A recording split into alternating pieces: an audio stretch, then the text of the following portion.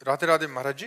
महाराज जी, पत्नी में ईश्वर देखकर यदि उससे अपार प्रेम करें। है ही, एक होता है देख कर करना, है ही, पर ईश्वर से प्रेम करो, पत्नी के रूप से नहीं, क्योंकि रूप तो मर जाएगा आज नहीं तो कल। फिर लोग कहते हैं जादू टोना कर दिया पत्नी ने, जोरू का गुलाम है, मतलब इतना प्यार कर रहा है। तो तुम्हारे प्यार को लोग कैसे जान गए? कैसे जान गए? तुम बाजार में निकलते हो क्या प्यार करते हुए? अरे अपने प्यार को कौन जान सकता है? प्यार हृदय का गुह्य विषय है। हम पत्नी से प्यार करते हैं तो ये कैसे कोई जान गया? हाँ, घर के माता पिता कहें वो बात अलग है, लोग तो प्रवेश ही नहीं है। पति और पत्नी के प्यार के संबंध में लोगों का क्या प्रवेश? प्यार महान होता है, पर वो महान से होता है, वो लघु से नहीं। ये शरीर नाशवान है, शरीर से प्यार करोगे रोना पड़ेगा, आज नहीं तो कल रोना पड़ेगा। शरीर टिकाऊ वस्तु नहीं है। तुम पत्नी से प्यार नहीं करते, तुम भोग से प्यार करते हो। तुम पत्नी के शरीर से प्यार करते हो, पत्नी से प्यार नहीं करते। ईमानदारी से बताओ, आज से नियम दे दें कि कभी भोग नहीं भोगना है, और इसके शरीर के अंदर परमात्मा बैठा, इसके शरीर से प्यार नहीं, तो अभी आपको फिर रह क्या गया? उत्तर आएगा कि ले आएगा? रह क्या गया? प्यार का सही स्वरूप परमात्मा से है, सब में परमात्मा है। अगर पत्नी को परमात्मा मानकर प्यार किया जाए तो भगवत प्राप्ति हो जाएगी। पर पत्नी में जो परमात्मा है, अब उससे प्यार नहीं करते, हम पत्नी के शरीर से प्यार करते हैं, और हमारे प्यार का उद्देश्य भोग होता है। नेत्र का भोग, जनेन्द्रिय का भोग, अन्य इंद्रियों का भोग। समझ पा रहे हो आप? इसीलिए हमारी दुर्गति होती, परमात्मा प्राप्ति नहीं होती। नहीं, अगर ऐसे पत्नी प्रेमी ढूंढे जाए तो हमें लगता है कि काफी परसेंट में मिल जाएंगे। काफी परसेंट नहीं मिल जाएंगे, काफी परसेंट में। प्राय आज इधर कल उधर ऐसी वृत्ति दौड़ाई जाती है। तो हम तो धन्यवाद देते हैं पत्नी प्रेमियों को और पति प्रेमियों को। जो पत्नी अपने पति से प्यार करे और जो पति अपनी पत्नी से केवल प्यार करे और भगवान का नाम जप करे, व्यभिचार ना करे, इधर उधर गंदी बात ना करे, तो धर्म से चलने वाला भगवान को प्राप्त हो जाएगा। पर असली में प्यार नहीं है। असली में प्यार तब होता है जब उनके अंदर बैठे हुए हम परमात्मा से प्यार करें। पत्नी को अभी शरीर छूट जाए तो आप कितने दिन रख सकते हैं? नहीं रख पाएंगे ना। आपसे पूछा जाए इसी शरीर को प्यार करते थे तो अब क्यों नहीं रख सकते, तो आप कहोगे वो चला गया। तो जो उस समय है उसको जानते हो क्या? पत्नी के अंदर जो बैठा हुआ परमात्मा, उसको तो जानते ही नहीं। उसको से तो कोई मतलब ही नहीं, शरीर से केवल मतलब। आप सच्ची बताना, क्या उसके अंदर बैठे हुए परमात्मा से प्यार है या उसके शरीर से प्यार है? बताओ ना। महाराज जी, भगवान को देख के कैसे प्यार किया जा सकता है? अगर सामने भगवान देख रहे हैं या फिर व्यवहार भी करना है, ऐसा हो सकता है क्या? हाँ बिल्कुल, क्यों नहीं, बहुत जोर से होता। गुरु में नहीं भगवान देखा जाता, गुरु को प्यार नहीं किया जाता, गुरु के शरीर को क्या प्यार नहीं किया जाता? पर गुरु के शरीर को प्यार करते हुए परब्रह्म माना जाता है। मेरे गुरुदेव हैं, अंदर से भाव आए कि मेरे परमात्मा मेरी पत्नी का रूप धारण करके आए हैं, मेरे श्री कृष्ण पत्नी का रूप धारण करके आए, तो उससे प्यार करेंगे, उससे डांटेंगे, उससे लड़ेंगे, लेकिन अंदर भाव रहेगा मेरे भगवान है। लेकिन ये भाव नहीं रहता कि मेरे भगवान है, मेरी भोग्या है, ये भाव रहता है। पर अब अपनी आसक्ति को अब हम नया रूप दे दें तो हमारा कल्याण हो जाए कि मैं जिससे आसक्त हूं, इस शरीर से, इन भोगों से, ये तो है, लेकिन इसमें भगवान है, इसलिए इसको मैं प्यार करता हूं। अगर आज भगवान इससे अंतर ध्यान हो जाए तो इसी शरीर को मैं जला दूंगा। जला देंगे ना? तो वास्तविक में भगवान से ही प्यार है, और प्यार शब्द सार्थक भगवान से ही होता है। अनुजा अग्रवाल जी, मेरठ से। राधे राधे महाराज जी। महाराज जी, मैं विगत करीब 3 वर्षों से आपके कथनानुसार चलने का प्रयास कर रही हूँ। महाराज जी, गीता जी के अनुसार सेवा, परहित चिंतन, स्थिरता आदि का सुख लेना और इनमें बने रहने की इच्छा करना भी परमात्म तत्व की प्राप्ति में बाधक है। इसलिए साधु को सात्विक, राजस और तामस तीनों गुणों से असंग होना चाहिए। महाराज जी, राजस और तामस गुणों के त्याग का मतलब तो समझ में आता है, किंतु दुविधा यह है कि सात्विक गुणों के त्याग। हाँ, अब जैसे सात्विक गुणों का ये है कि हमने इन पे दया की, रुपए दिए, दान किया, अब इसका मुझे बार बार सुख मिल रहा है अहंकार जनित, तो ये बंधन कारक हुआ ना। 5,000 दिया, 50,000 परमात्मा दे देगा। 5,000 में तो इतना अहंकार, और 50,000 में कितना अहंकार बड़ा हो जाएगा, तो ये भी बंधन कारक हुआ ना। अब इसको काटना है। जैसे इनके 5,000 हमारे पास रखे हो, फिर हम इनको 5,000 दें तो हमें सुख मिलेगा क्या? नहीं मिलेगा ना, धरोहर है। ऐसे ही दो भाव रखे, या तो ये भाव रखे, हे भगवान आपके द्वारा दी हुई वस्तु आपको दे रहे, तो दियम वस्तु गोविंदम तो में समर्पय, उसमें अहंकार नहीं आएगा। और दूसरी बात यह है कि हमने कभी इनसे लिया है, तभी आज हमको इनको 5,000 देना पड़ रहा है। तो हम अपना कर्जा निपटा रहे, छुट्टी हुई, हम कोई दान पुण्य नहीं कर रहे हैं। और अगर दान मान लो कर रहे हैं तो मेरी वस्तु नहीं है, भगवान की द्वारा दी वस्तु है, सामने वाला भगवान ही है, वो अपनी वस्तु ले रहा है, इसमें मेरा अहंकार क्या? अहंकार अगर यद्यपि रजोगुण का धर्म है, पर क्रिया में अहंकार हो जाएगा। क्रिया में अहंकार हो जाता ना, मैं वृंदावन गया, ये बिहारी जी को भोग लगाया, ये किया, तो ये जो वर्णन हो रहा है ये अहंकार से हो रहा है। जो बार बार उसका चिंतन हो रहा है और उसमें हम सुखी हो रहे हैं, ये अहंकार का निषेध है। करुणा भी सात्विक है, तो करुणा कितनी हद तक वो बंधन कारक हो? ममता रहित होकर के करुणा कर। भगवान ने कहा अद्वैष्टा सर्वभूतानाम मैत्रा करुण एवच निर्ममो निरहंकारा सम दुखा सुखा समी। हम जैसे किसी पे करुणा कर रहे हैं तो करुणा करके हमारे अंदर ममता नहीं होनी चाहिए। जैसे भरत जी ने हिरण पे करुणा की, करुणा तो करनी चाहिए। अब एक नवजात हिरण का बच्चा जल में बह कर मर जाए और कोई दयाल धर्मात्मा आदमी देखता रहे, ऐसा कैसे हो सकता है? वो दौड़ पड़े, उसे उठा लिया, जल के बाहर लाए, 2-4 दिन पालन करते, इसके बाद छोड़ देते। लेकिन छोड़ा नहीं, ममता कर बैठे, करुणा करके ममता कर बैठे। और इतनी ममता कर बैठे कि जब अंतिम समय उनका आया तो हिरण का ही चिंतन करते, तो अगला जन्म हिरण का बन गया। ममता नहीं करनी, करुणा करो पर ममता न करो। भगवान कह रहे निर्ममो निरहंकारा। कब? करुणा करने पर निर्मम होना है। हम कितना भी बड़ा उपकार दूसरे का करें, हमें यही रखना है हृदय में बात कि प्रभु की वस्तु प्रभु को दे रहे, इसमें मेरी क्या है? और सच्ची मानिए, तुमको किसने दिया है धन संपत्ति शरीर? भगवान ने तो दिया है, भगवान ने दिया है। वो सामने भगवान लेने आए हैं रूप बदल कर, उनको हम दे देते हैं, तो अहंकार किस बात का? तो त्रिगुणातीत भाव में ये रहेगा। सतुगुण भाव में फसाव रहता है। मैंने किया तो फिर भोगना पड़ेगा, फिर आवागमन बना रहेगा। मान लो पुण्य किया है तो आपको और बहुत धन संपत्ति मिल जाएगी, लेकिन जब इतनी धन संपत्ति में आप ज्ञान नहीं प्राप्त कर पाए तो उतने में तो और डूब जाएंगे। इसलिए मना किया गया है कि शास्त्रीय सात्विक सुखों को भी ना भोगे। यह है ना भोगना कि आपने 500 आदमियों को भोजन पवाया, इसके बाद किसी ने आपसे पूछा 500 आदमियों को भोजन, मेरी सामर्थ्य कहाँ है? ये तो भगवान की लीला है, भगवान ने दिया, भगवान ही ऐसा करेंगे। बिल्कुल शांत एकदम। अभिमानी को सुख होगा, वो सुख जो ले रहा है वो उसके बंधन का कारण है। समझ पा रहे हो ना? अमित नेमा जी, बेंगलोर। महाराज जी, 2 वर्ष पूर्व महाराज जी का एक वीडियो देखा और मेरा पूरा जीवन ही परिवर्तित हो गया। महाराज जी, श्री जी की कृपा से बिहारी जी की छवि विराजमान है। आपके एक सत्संग में सुना था नीरस भोजन और अल्प भोजन साधना को परिपक्व बनाता है। महाराज जी, मेरा प्रश्न है कि जब भी मैं ठाकुर जी को भोग अर्पित करता हूं तो उत्तम से उत्तम मिष्ठान व विविध व्यंजन अर्पित करने का प्रयास करता हूं, क्योंकि मैं अकेला रहता हूं और प्रतिदिन समस्त भोग सामग्री मुझे ही भोग लगा के पानी होती है। तो महाराज जी, ऐसे में ना तो अल्प भोजन का नियम निभा पा रहा हूँ, ना ही नीरस भोजन का, और पूरी भोग सामग्री छक के पा लेता हूं। उत्तम भोग लगाए मोर मरकट को सेवे, स्वामी हरिदास जी के लिए आया है। 8 असरफियां रोज बिहारी जी के चरणों से निकलती थी, 56 प्रकार का भोग लगता था, और आप ऐसे लेकर ऐसे, और 1 मुट्ठी चना खाते थे केवल। और जो 56 भोग था वो ब्रजवासियों को और मोर बंदर इनको बांट देते थे। उत्तम भोग लगाए मोर मरकट को सेवे। तो जैसे मीठा है, मेवा है, ये चीजें भोग लगाओ, लेकिन एक पात्र में रख लो। बाहर निकलो, गाय में दिखाई दे और पशु पक्षी बंदर दिखाई दे, उनको पवा दो। आप रोटी दाल पाओ, जरूरी है रोज मेवा पाओगे तो बिहारी जी तो पचा जाएंगे, आप तो नहीं पचा पाए।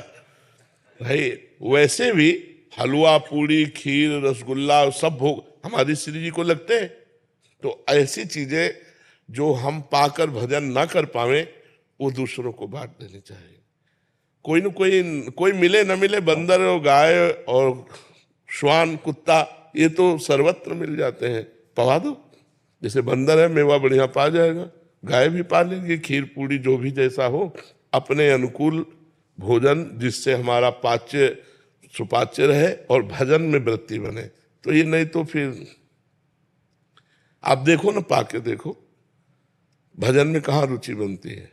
भगवान का प्रसाद है, लेकिन अधिक से अधिक गरिष्ठ पाओगे तो भगवान के तो लीवर चिदानंदमय है, और अपना लीवर प्राकृतिक वो नहीं झेल पाएगा, रोज खीर पूड़ी नहीं झेल पाएगा, और फिर उसका सप्तम धातु बनेगी, उनके तो बनती नहीं है, अपने तो सब बनता है, फिर उसके लिए जो वेदनाएं होंगी फिर उसका क्या होगा। इसलिए थोड़ा, जैसे पंडित रामकृष्ण बाबा ब्रज के महापुरुष ये हैं, तो जब राधा रमण जी जाते और प्रसाद में अगर मीठा का दोना मिलता तो मना कर देते, हमें तुलसी दल और चरणामृत दीजिए। बोले आज जवान को हम मीठा का, कल हमारी जवान मांगेगी, फिर हमें तुलसी दल दो। एक बार बलराम दास जी बाबा झाड़ू मंडल, ये बड़ा रास मंडल के पास है, वो बिल्कुल यमुना जी के किनारे है। तो वहाँ माताएं बहनें यमुना स्नान कर रही थी और वो वृद्ध संत बैठे भजन कर रहे थे। तो उनकी दृष्टि किसी माता बहन के शरीर पे गई तो काम वेदना जागृत हो गई। अब वो सच्चे महात्मा उठे, आए, अपने सब शिष्यों को बुलाया और कहा आज हम प्राण त्याग देंगे। तो कहा क्यों महाराज जी, ऐसा क्या हो गया? बोले यमुना किनारे भजन कर रहे थे तो देखा एक माई को स्नान कर रहे थे तो अंदर काम आ गया। कैसे आ गया ये? अब प्राण त्याग देंगे। तो शिष्य जन सब प्रवीण थे, तो उन्होंने कहा महाराज जी वृंदावन की परिक्रमा एक बार कर लो, फिर जैसा निर्णय आपका हो। तो नाम कीर्तन के सहित वृंदावन की परिक्रमा हुई तो सब भाव खत्म हो गया। तो उनका कल भोजन कहाँ से हुआ था? तो बोले गोविंद देव, उस समय गोविंद देव जी यहीं वृंदावन में विराजमान, अब इस समय शायद जयपुर में विराजमान, जयपुर में विराजमान। तो गोविंद देव जी का प्रसाद आया था हम सब लोगों ने, तो उनका गोविंद देव जी का प्रसाद, जाओ पता लगाओ कि गोविंद जी को किसने भोग लगाया। तो पता चला कलकत्ता की वैश्या ने। बोले इसीलिए हमारे अंदर काम भाव है। कलकत्ता की वैश्यावृत्ति से कमाया हुआ धन और उसे गोविंद देव जी का भोग लगा, तो गोविंद देव जी तो भगवान है, लेकिन अपने लोग तो, वो बहुत गुस्सा हुए, गए गोविंद देव जी के मंदिर में और कहा प्रसाद ना पावे तो अपमान होता है प्रसाद का, और प्रसाद पावे तो बुद्धि, अब बताओ हम क्या करें।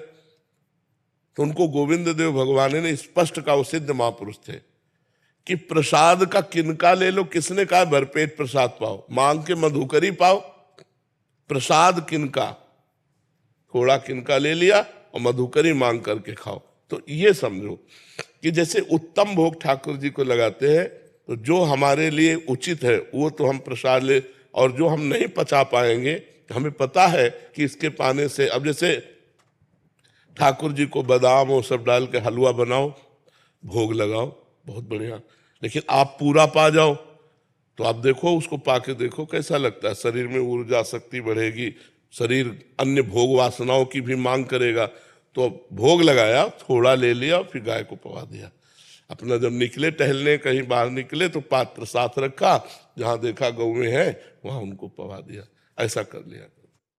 नरेश जी जोधपुर से। राधे राधे प्रभु। राधे राधे महाराज जी। महाराज जी, प्रेम लक्षणा भक्ति क्या होती है और इसे प्राप्त कैसे किया जा सकता है? पहले नवधा भक्ति हो तब प्रेम लक्षणा में पहुंचा जा सकता है।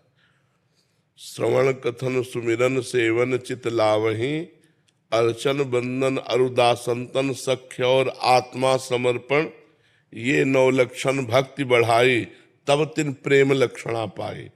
पाई रस भक्ति गूढ़ जुग जुग जग दुर्लभ भव इंद्रादि विधिम। ये जो प्रेम लक्षणा भक्ति है, ये ब्रह्मा आदि बड़े बड़े देवताओं के लिए भी दुर्लभ वस्तु है। ये मनुष्य योनि में नवधा भक्ति करने पर परिणाम में प्राप्त होती है। प्रेम लक्षणा का तात्पर्य होता केवल भगवान से प्रेम, केवल भगवान का स्मरण, केवल भगवान के लिए रोना, नाचना, गाना, न लाज तीन लोकन की, न वेद को कहो करे, न शंख भूत प्रेत की, न देव जच्छ ते डरे, सुने न कान और की, द्रवे न और इच्छना। ये है प्रेम लक्षणा। कोई परवाह नहीं, हर समय भगवान का मधुर मधुर स्मरण और सुप्रवाह हो रहा है। गदगद सुर नैना सजल, दंपति रस रहे भीन, ईगत वृंदा विपिन में, फिरे प्रेम तनलीन। प्रिया प्रीतम की रूप माधुरी नेत्रों में है, रो रहा है, कभी प्रेम में कभी विरह में, उसको दुनिया से कोई मतलब नहीं। ये प्रेम लक्षण, पर ये ऐसे नहीं प्राप्त होती, ये नवधा भक्ति करने पर प्राप्त होती। नवधा भक्ति पहला है श्रवणम, खूब भगवान की कथा सुने, भगवान की महिमा सुने, भगवान का नाम कीर्तन सुने, श्रवणम। फिर कीर्तनम, खूब भगवान का नाम कीर्तन करे, भगवान की कथा स्वयं करे, घर में बैठकर भागवत 1 अध्याय 2 अध्याय 4 अध्याय, रामचरितमानस, जो जैसे भाव वाला हो। स्मरणम, भगवान के नाम का स्मरण, भगवान की लीला का स्मरण, भगवान के रूप का स्मरण, भगवान के धाम का स्मरण, नाम रूप लीला धाम का स्मरण। श्रवणम, कीर्तनम, स्मरणम और विष्णुर पाद सेवनम, भगवान की चरण सेवा, अच्छे अच्छे पदार्थों से भगवान को भोग लगाना। अर्चनम, पुष्प है, इत्र है, अगरबत्ती, अच्छे अच्छे द्रव्य वस्तुएं भगवान को समझ, और बंदनम, भगवान को साष्टांग दंडवत करना। बंदनम, श्रवणम, कीर्तनम, स्मरणम, विष्णुपाद सेवनम, अर्चनम, वंदनम और दास्यम, मैं भगवान का दास हूं, अंदर ये भाव। और सख्यम, भगवान मेरे मित्र भी है। और आत्मसमर्पणम, भगवान के सिवा मेरा कोई नहीं। जब ये भाव आ जाता है तब भगवान से प्रेम होता है, उसे प्रेम लक्षणा भक्ति कहते हैं। पर शुरुआत यहां से होती, श्रवण से। श्रवण, कीर्तन, सुमिरन, स्मरण, ये जब हमारा खूब भगवान का होगा तब हमारे अंदर दास्य भाव आएगा, सख्य भाव आएगा। फिर आत्मसमर्पण, आत्मसमर्पण पूर्ण है, यहीं से प्रेम प्रकट होता है भगवान के चरणों में। समझ रहे हैं आप? श्रद्धा शर्मा जी बेंगलोर से। राधे राधे।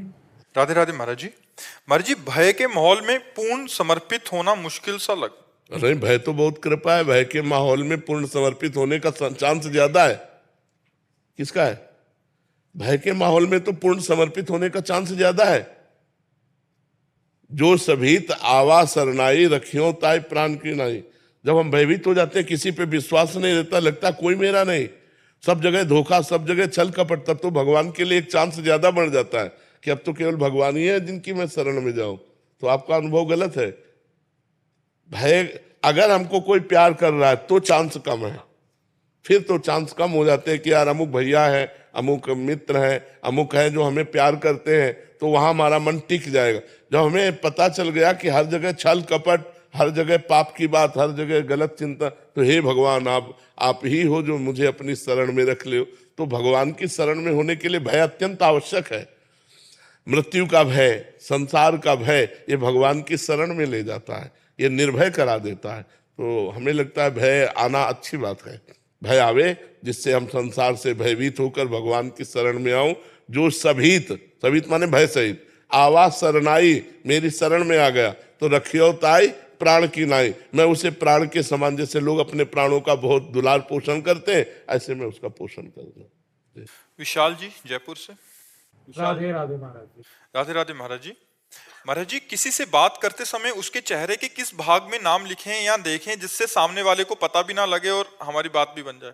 देखो, जब हम बात करते हैं तो प्रायः बात करने का ढंग होता है आंख में आंख मिला के बात करना। उसके माथे पे बहुत बढ़िया पोस्टर है, माथा एक पोस्टर है, हम उसी में लिख रहे हैं राधा। जैसे आपसे बात कर रहे हैं, हम उसी में लिख रहे हैं राधा। सामने राधा नाम का दर्शन कर रहे हो, आपसे बात कर रहे हैं, तो हमारी भगवती स्मृति भी रही, हमारा काम भी चल गया। नहीं तो जब हम आपकी तरफ देख रहे हैं तो इतने में स्थान भी तो खाली है, इसी स्थान पे लिख रहे हैं राधा।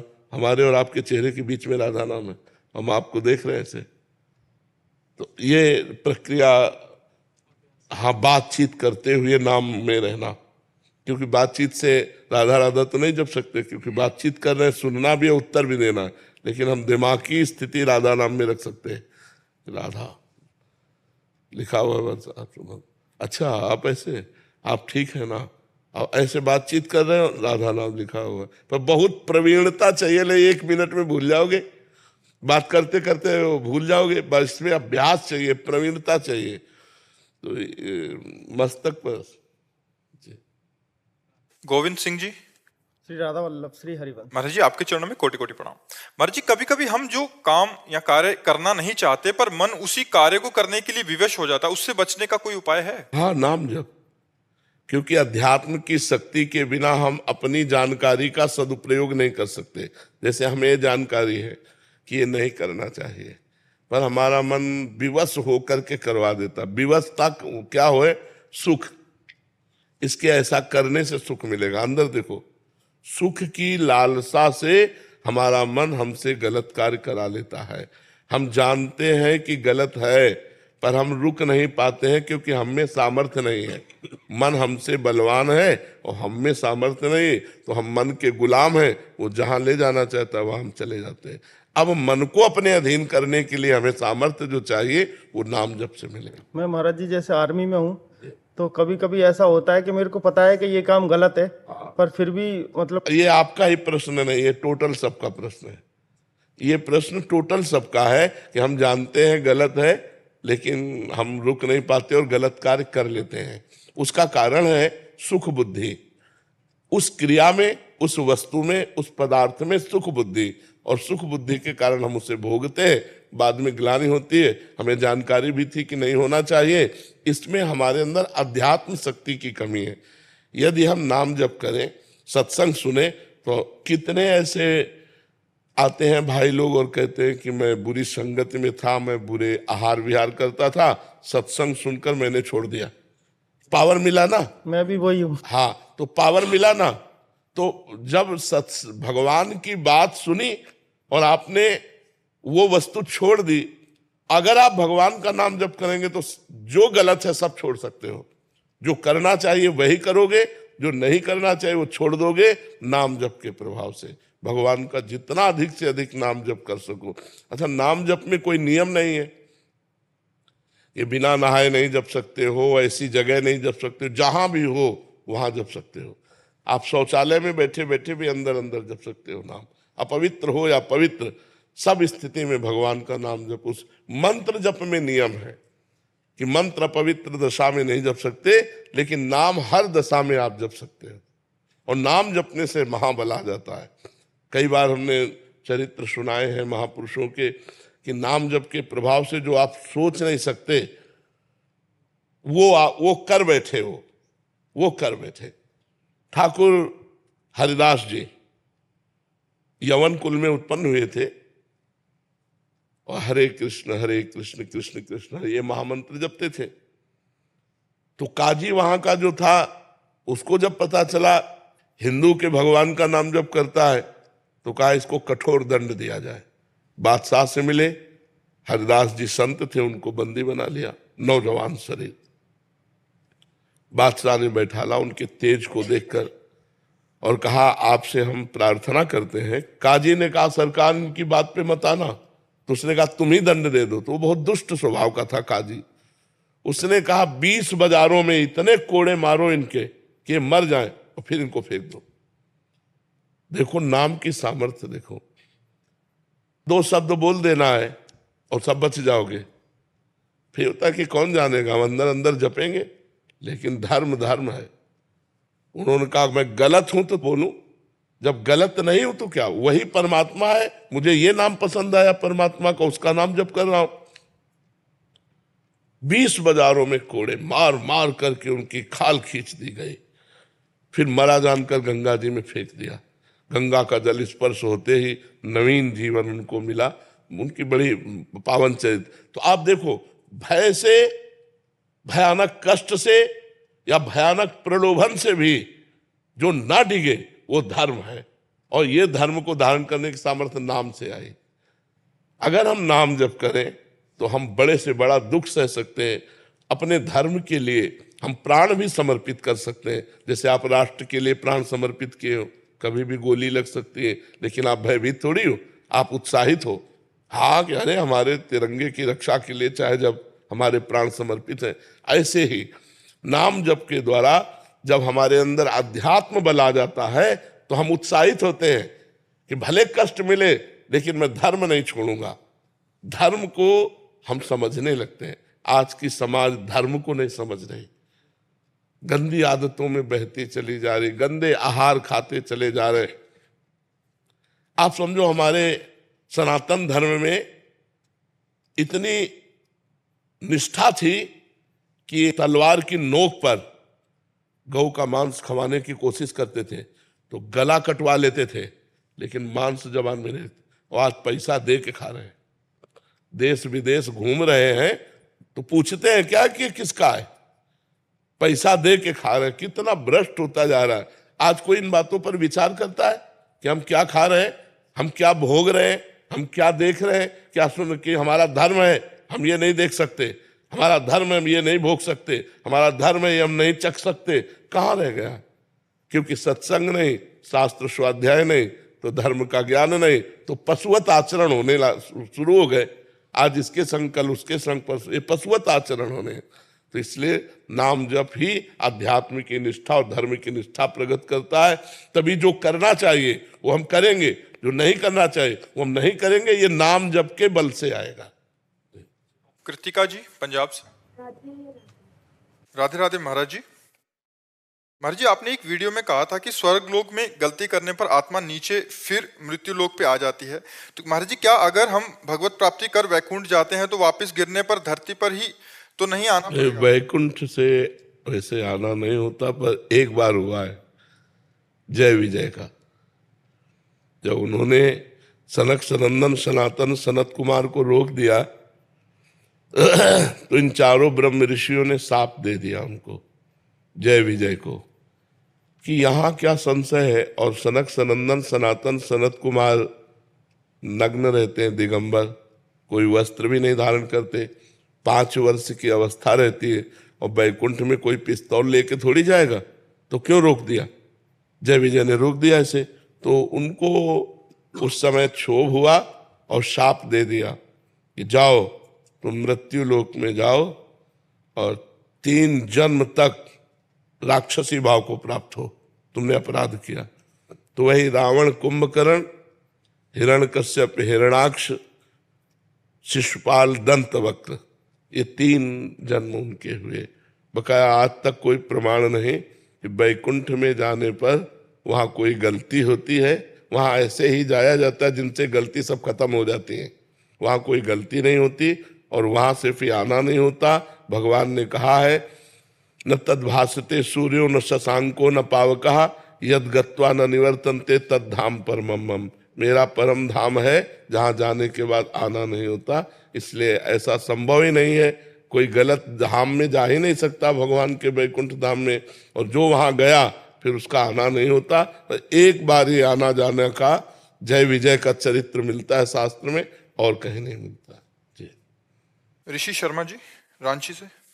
राधा वल्लभ श्री महाराज जी, आपके चरणों में कोटि कोटि नमन। महाराज जी, सांसारिक जीवन में चुनौतियां आती रहती हैं और हमें लगने लगता है कि हमें सहायता की आवश्यकता है, तो हम प्राय प्रभु से सहायता मांगने लगते हैं। महाराज जी, एक और लगता है कि परमेश्वर तो परम पिता हैं, तो उनसे सहायता क्यों मांगे? मगर इसीलिए मांगनी चाहिए क्यों परम पिता है, हम उनके बच्चे हैं और उन्हीं के द्वारा रचा हुआ ये मायामय जगत है। तो हमें मांगनी चाहिए जब तक मांग है। जब मांग खत्म हो जाएगी तो उसे प्रेम कहते हैं। अगर हम प्रभु से ही केवल मांगे तो भगवान उदार भक्त कहते हैं। गीता जी में उत्तर दिया अर्जुन जी की जिज्ञासा से कि आर्त भक्त, जो अपनी संकट निवृत्ति करना चाहता है, अर्थार्थी भक्त जो संपत्ति प्राप्त करना चाहता है, जिज्ञासु भक्त जो भगवान को जानना चाहता है, और ज्ञानी भक्त जो भगवान को जान चुका है। 4 का वर्णन किया है। तो 2 तो मायाकृत है और 2 अध्यात्म में है। जिज्ञासु जो भगवान को जानना चाहता है वो मायाकृत नहीं है, वो भगवान को जानना चाहता है, और ज्ञानी तो भगवत स्वरूप है ही। ये 2 भक्त जो है आर्त और अर्थार्थी, संकट निवृत्ति और धन प्राप्ति, ये इसमें लगभग सब आ जाएंगे। 1-2 भक्त ऐसे होंगे जो ज्ञानी में और जिज्ञासु में होंगे, लाखों में नहीं, सब इसी में होंगे। कोई संकट पड़ा तो भगवान से प्रार्थना करते हैं, क्योंकि ईश्वर है, वो जगत के स्वामी हैं।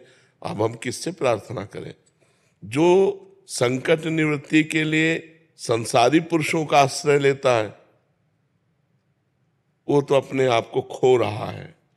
जो संकट निवृत्ति के लिए भगवान का आश्रय ले रहा है वो अपने आप को जगा रहा है, क्योंकि भगवान संकट निवृत्ति भी करेंगे और हमारे हृदय में भक्ति भी पैदा करेंगे। मनुष्य जीवन कोई ऐसा नहीं है जिसके जीवन में संकट ना आते हो। एक बार परम ऋषि दुर्वासा को दुर्योधन ने 4 महीने सेवा करके चतुर्मास प्रसन्न किया।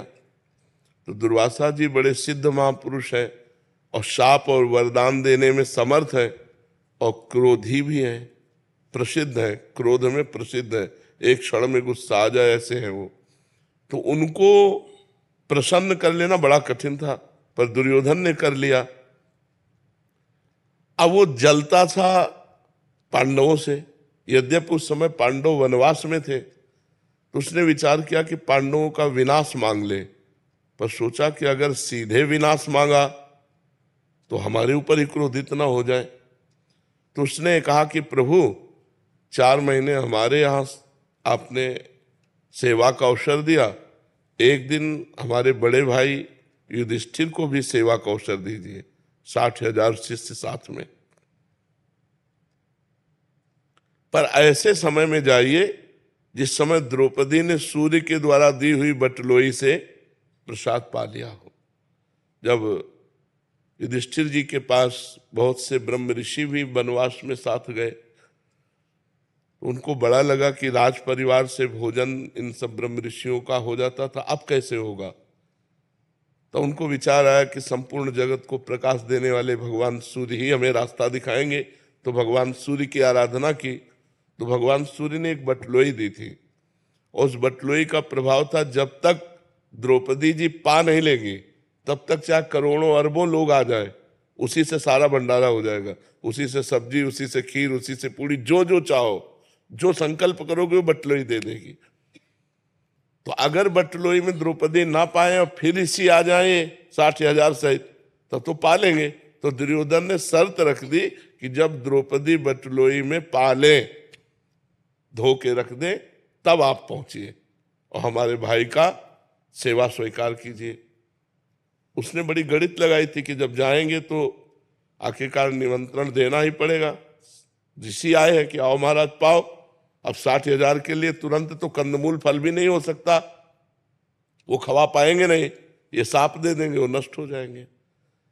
जो दुष्ट प्रकृति का होता है वो बड़ी से बड़ी साधना का फल भी दूसरों का नाश मांगता है, और दूसरों का नाश मांगने वाले का दूसरे का हो कि ना हो, उसका पहले नाश हो जाता है।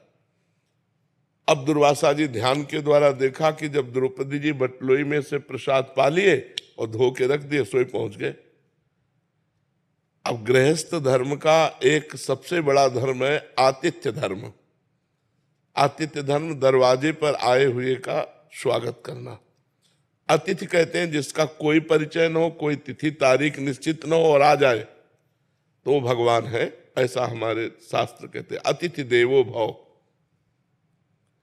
कम से कम 3 बातें तो हम कर ही सकते हैं अतिथि के साथ। मृदु वचन, राधे श्याम, आइए आइए पधारिए, आसन, कुर्सी, कुछ ना कुछ, बैठिए, जल पीजिए, भोजन पाइए, ये बातें तो हम कर ही सकते हैं ना। इसके बाद अगर वो मांग करता है हमारे पास नहीं है तो हम निवेदन कर सकते हैं कि हम आपको नहीं दे सकते। लेकिन अतिथि को ये 3 बातें तो जल, भोजन, आसन, मृदु भाषण, ये तो किया जा सकता है। युधिष्ठिर जी तो साक्षात धर्मराज का स्वरूप है। उन्होंने प्रणाम किया सब ऋषियों को और कहा आइए आतिथ्य स्वीकार कीजिए। तो उन्होंने कहा हाँ, मैं यमुना स्नान करके आता हूं, तुम व्यवस्था करो। अब 60,000 ऋषियों की व्यवस्था। तो द्रौपदी से पूछा आपने पा लिया? उन्होंने कहा पा लिया। वो मूर्छित होकर गिर गए।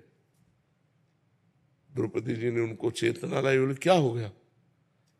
उनका 60,000 ऋषि और ऐसे ऋषि, दूसरा हो तो क्षमा भी कर दे, दुर्वासा जी तो क्षमा करने वाले नहीं, अब क्या होगा। तो उनका एक सूर्य के द्वारा दी हुई बटलोई पर आपको इतना विश्वास था कि उसमें हमने पा लिया तो आप मूर्छित हो गए, और पूरे विश्व को जो पवाता है श्री कृष्ण पर आपका विश्वास नहीं है। संकट निवृत्ति के विषय में बता, उन श्री कृष्ण पर आपका विश्वास नहीं है, आप इतना मूर्छित क्यों हो गए, उदास क्यों। मैं अभी श्री कृष्ण से प्रार्थना करती हूँ, हे श्री कृष्ण, हे करुणामय, जे ही विनय की तो देखा हो पीतांबर फहराते हुए भगवान पधार रहे। द्रौपदी भूख लगी है, उनका जिस समस्या में हम फंसे उसी समस्या की आप बात कर रहे हो। 60,000 ऋषि दुर्वासा जी आए हैं ऋषियों सहित, और सबसे बोले ये सब बातें बात के पहले हमें भूख लगी। उनका प्रभु भूख लगी है, बटलोई तो पाके रख दिया, बोले ले आओ बटलोई। भगवान की सामर्थ्य देखो, कर तुम अकर तुम अन्यथा कर तुम। भला कोई पवित्र नारी पात्र जूठा क्यों छोड़ के धो के रख दे, उसमें कुछ लगा रहे। द्रौपदी जैसी पतिव्रता। दूसरी बात, वरदान था कि द्रौपदी के पा लेने के बाद बटुलोई में कुछ नहीं रहेगा, वरदान भी और धो के भी रख दिया, और उसमें भगवान ने शीत निकाला, एक साग की पत्ती, और जे ही अपने मुख में डाला। और विश्वात्मा है ना भगवान, सबके हृदय में विराजमान। कहा जाओ बुलाओ ऋषियों को, बोले प्रभु कोई व्यवस्था नहीं, बोले जाओ तो तुम, और वहां सब यहां तक भर गए, क्योंकि भगवान तृप्त हुए तो सब भीम बुलाने गए। दुर्वासा जी ने कहा कि हमारी तो इच्छा बिल्कुल अब एक आचमन करने की भी नहीं रह गई। शिष्यों ने कहा गुरु जी और जो आदेश करोगे पालन करेंगे, भोजन की बात मत कहना। तो उनका बेटा वरदान मांग लो, लेकिन हमें भोजन के लिए मत कहो। तो उनका जिस भावना से दुर्योधन ने आपको भेजा था वो उसी भावना को प्राप्त हो जाए। तो दुर्योधन ने विनाश की भावना से भेजा था, विनाश को प्राप्त हो गया। तो संकट निवृत्ति करने से भगवान से हमारा भगवान के प्रति जुड़ाव बनता है। यार भगवान ने मेरी सहायता की, भगवान से भक्ति बढ़ती है। संपत्ति की प्राप्ति के लिए सुदामा जी के पास खाने को भी नहीं था, पर श्री कृष्ण श्री कृष्ण श्री कृष्ण, तो जैसी द्वारिकापुरी वैसी सुदामापुरी बना दी। तो और प्यार बढ़ गया ना कि भगवान हमें कितना प्यार करते हैं। तो दो प्रकार की जो भक्ति है, एक संकट निवृत्ति, एक धन प्राप्ति, पर हो केवल प्रभु से ही। हट होना चाहिए, बने तो रघुबर ते बने और बिगड़े तो भरपूर, तुलसी और ते बने ता बनिवे पे धूल। हम केवल भगवान से ही लेंगे, हम किसी अन्य मित्र दोस्त इधर हमारी वृत्ति नहीं जानी चाहिए, हमारी वृत्ति केवल भगवान से जानी। अब वो क्या रूप लेके आते हैं, मित्र का रूप लेके आते हैं कि किसी धनी मानी का रूप लेके आते हैं, किसी घटना का रूप लेके आते हैं, या क्या रूप लेके आते हैं, देना उनको है, उनके बिल्कुल उनके अधीन हो जाओ। सच्चे आपसे कहते हैं, वो ऐसे निहाल कर देंगे कि आपको धन भी मिलेगा, संकट भी निवृत्ति होगी और आपका कल्याण भी हो जाएगा, भगवान की भी प्राप्ति हो जाएगी। तो जरूर करना चाहिए, भगवान से याचना करनी चाहिए, क्योंकि अब हम औरों से याचना करें तो और खुद परेशान हो, हमारी क्या निवृत्ति करेंगे, संकट निवृत्ति। हम भगवान से सीधे बात करते हैं, और वो कहीं और नहीं है, तुम्हारे हृदय में ही बैठे हैं। अंदर ही अंदर प्रार्थना करो, वो सुन रहे हैं, और बार बार प्रार्थना करो जब तक पूरी ना हो जाए, और नाम जप करते रहो, अनुष्ठान करो, भगवान जरूर पूरी करेंगे। और करना चाहिए, भगवान से ही मांगना चाहिए। जी प्रश्न कोई नहीं है, फिर भी आपके श्री मुख से सुनने की बस इच्छा है। अवश्य में भुक्तव्यम कृतम कर्म शुभाशुभम, और मंत्र महामणि विषय व्याल की मैटद कठिन कुंभम कहालिक, इनका समन्वय कैसे हो? हाँ, जब कोई भगवान के भजन में लगता है, क्योंकि शुभ अशुभ कर्म का भोग प्रत्येक प्राणी को भोगना पड़ेगा, चाहे कोई भी हो। अवश्य में भोक्तव्यम कृतम कर्म शुभाशुभम, बिना भोगे कर्म क्षीण नहीं होते। और एक लिखा है भावी में टिसके त्रिपुरारी, या मंत्र जप के द्वारा भाल में लिखे हुए अक्षरों को बदला जा सकता है, पर जब इतना मंत्र जप हो जाएगा कि भाल के अक्षरों को बदलने का आएगा, तो वो भगवत प्राप्ति चाहेगा, नाशवान शरीर को क्यों बचाना चाहेगा? तो नाशवान शरीर के बचाने के लिए यदि हम भजन करें तो बदला जा सकता है।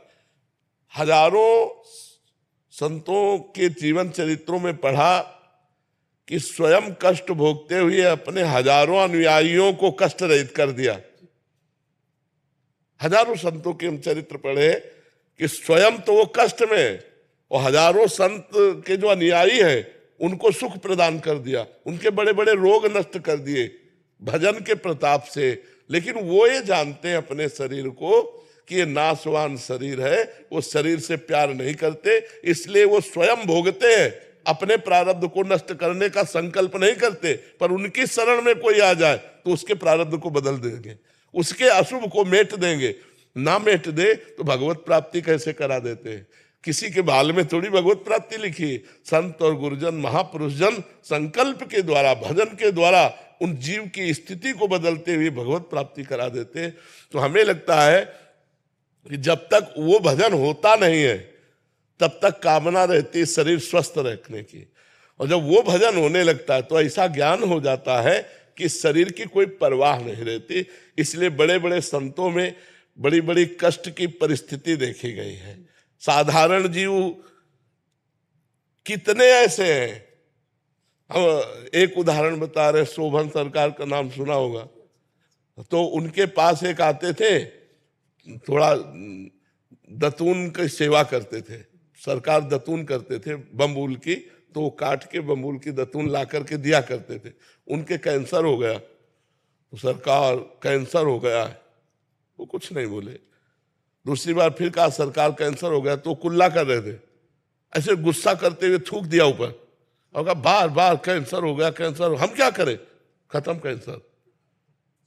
फिर कुछ वर्ष के बाद सरकार के कैंसर हुआ पैर में, और उनको चरण अपने कटवाने पड़े, हाथ कटवाने। जब उनके शरीर में प्रारब्ध हो गया तो उन्होंने ठीक नहीं किया, अपना पैर कटवा दिया। तो बड़े बड़े महापुरुषों को देखा गया कि वो बहुत बीमार हैं, बहुत परेशान हैं।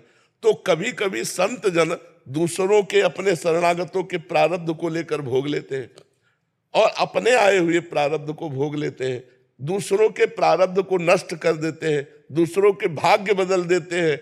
जीव को जो नारकी गति प्राप्त होने वाला है उसे भगवत प्राप्ति करा देते हैं। तो जब भजन उस योग्य होता है, भाग्य में इतने योग्य, तब ये ज्ञान प्रकट हो जाता है। इसलिए संत महात्मा अपने प्रारब्ध को भोग, इच्छा ही नहीं। हाँ, और जब प्रारब्ध मिटाने की बात रहती तो उस कोटि का भजन होता नहीं है, प्रारब्ध मिटाने वाला। महाराज एक चौपाई की हो, कल कर एक पुनीत प्रतापा, मानस पुण्य हुए नहीं पापा। तो वो जो मानसिक पुण्य है, पाप नहीं होते। तो उसका भाव ये कि जैसे अब हम आज शाम के वृंदावन की परिक्रमा लगाएंगे और कल 100 संतों का भंडारा करेंगे, हमारी पूरी व्यवस्था है, हम बिल्कुल 100% तैयार हैं। अब हमारी दोपहर की अचानक तबीयत खराब हुई कि ना हम परिक्रमा लगा पाए और ना संतों को भंडारा कर पाए, तो पूरा मिलेगा हमें। मानस पुण्य होए उसको अब हमारे मन में बात आई कि कल जो है हम ऐसा करेंगे या ऐसा करेंगे, लेकिन हमसे हो नहीं पाया, तो बिल्कुल पाप नहीं लगेगा। तो इसमें गोस्वामी जी कहते हैं, कल करे एक पुनीत प्रतापा, मानस पुण्य होए और नहीं पापा। एक और साधारण सी बात है, वैसे अनुचित भी लग रहा है, मुझे नहीं पूछना चाहिए। जो अपने यहाँ कुत्ते घूम रहे हैं, स्पर्श करके जाते हैं, साधुओं के बीच में होकर निकल के जाते हैं। मैंने देखा 2-1 जगह गंदगी भी पड़ी हुई है, तो इन तो खाली पर हरी स्वान की ना है। हाँ, ये धाम है। ये बड़े बड़े संत परमहंस यहाँ याचना, हरिराम व्यास जी याचना करते, हो हुमन वृंदावन को श्वान। श्रीपाद प्रबोधानंद जी याचना करते हैं कि हे वृंदावनाधीश्वरी, मुझे वृंदावन की नाली का कीड़ा बना देना, मुझे यहाँ का सूकर कुकर बना देना। तो यहाँ का सुअर इतना पवित्र है कि जैसे हम गंगा स्नान, यद्यपि सबकी समझ में नहीं आएगा पर हम समझाएंगे, गंगा स्नान करने पर हम पवित्र हो जाते हैं, ऐसे हम यहाँ के सूकर के छूने पर पवित्र हो जाते हैं। क्योंकि जिस रज की महिमा ब्रह्मेश्वरादि सुदरूप पदारविंद श्रीमत् पराग परमाद्भुत वैभवाया, जो रज यो ब्रह्मरुद्र शुक नारद भीष्म मुख्य रालक्षितो न सहसा पुरुषस्य तस्य सद्यो वशीकरण चूर्ण मनंत शक्तिम तम राधिका चरण रेणु महाम स्मरामि, उस राधिका चरण रेणु सेवी है वो, ये ब्रजरज सेवी है वो सुअर, वो उसी में लौटता है। अगर वो छू गया, रज छू गई, तो हम गंगा जी स्नान करने जैसे पवित्र हो गए। यहाँ के सूकर छूने के बाद ये नहीं होगा कि हम सुअर को छू गए भी स्नान करें। यहाँ का स्वान, यहाँ का सूकर, ये सब बड़े बड़े संत हैं, बड़े बड़े परमहंस हैं। ये भगवत प्रेमी महात्मा वृंदावन की शोभा बढ़ाने के लिए बंदर पशु पक्षी रूप धारण किए हुए हैं। बड़े बड़े महापुरुषों ने याचना की, हो मन वृंदावन को स्वान। यह की हो जी, जन कल्याण के लिए। वास्तविकता तो यह है, यह दुख भी है आपके स्वास्थ्य को देख करके, फिर भी एक प्रार्थना यही है कि आप अपने लिए भी कामना करें कि आप स्वस्थ रहें। अब ये हमारे बस की बात नहीं रह गई, ये श्री जी के ऊपर छोड़ दिया। जितने दिन जिलाओगे उतने दिन गरजेंगे, और जब जिस दिन शांत कर दोगे तो आपके समीप आ जाएंगे। अब श्री जी अगर बुलावे तो हम यहाँ रहना क्यों चाहें, और श्री जी रहने के लिए आज्ञा करें तो हम जाना क्यों चाहें। हम तो श्री जी के ऊपर छोड़ दिया है, आप संतों के ऊपर छोड़ दिया है। हाँ, मान रही नहीं, हम कब के मर गए होते। डायलिसिस होता है, बड़ी परेशानियां रहती है, फिर भी दिनचर्या चल रही। ये आप लोगों की प्रार्थना से ही चल रही, नहीं कब के मर गए होते। 20 साल हो गए किडनी फेल हुए, श्री जी की कृपा से चल रहा है, आप संतों की कृपा से चल रहा है।